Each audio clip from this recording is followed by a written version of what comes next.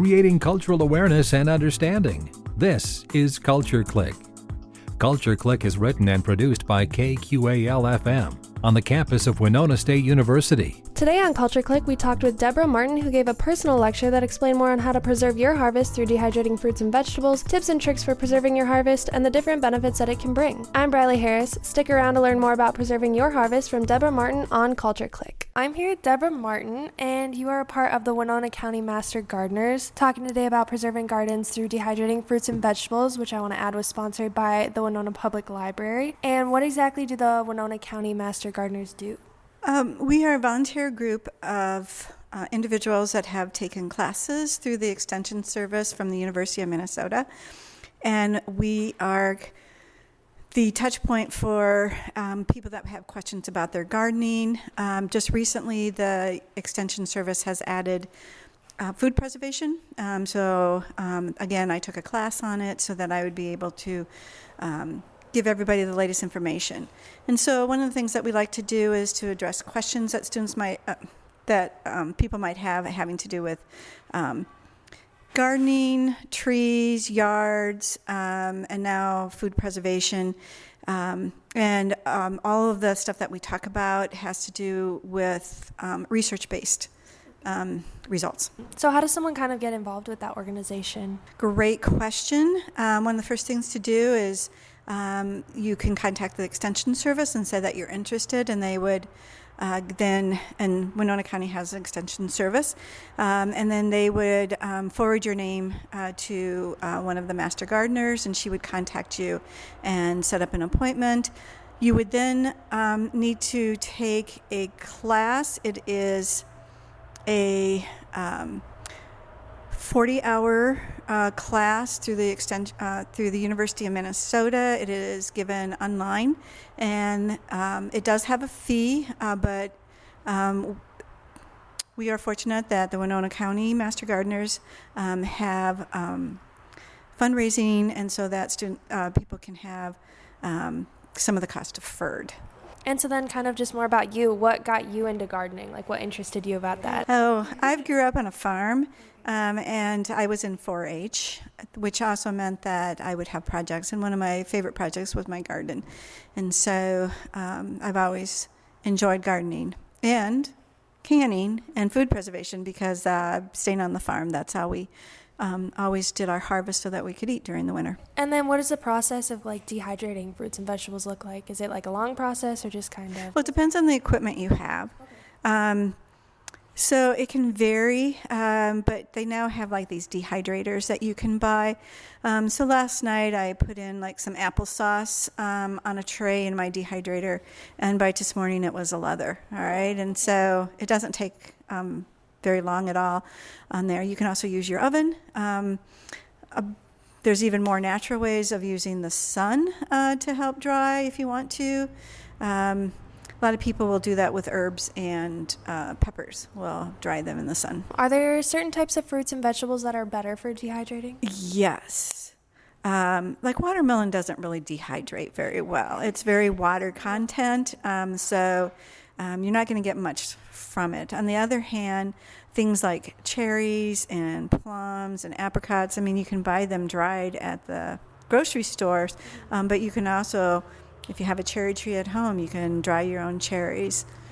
Apples is really easy, and strawberries. Mm-hmm. Is it an expensive process, or can anyone really do it, or just kind of, again, depends on what you have around? The initial cost of the dehydrator, it's under $100, although you can get ones that are more expensive. So that is an investment that's upfront. Otherwise, then it's just getting the fruits and vegetables that you want to dehydrate. But I'm just going to add a little thing, just because I was up at Superior Hiking Trail a couple weeks ago, and you can take and cook spaghetti, and you can dehydrate it, and then you can rehydrate it, like if you were into backpacking or something like that for camping. So how long do like products last, I guess, once the process is complete, like once they're all dehydrated? It's how you store them. So you want to store them in a low humidity container. So a lot of times just like a quart canning jar is a good place to do it. Especially fruits store pretty well there. You could also do like zip bags. Those can maintain it. I have some that I've kept and they're like a year old, but that's getting too close to long as I would want to have them.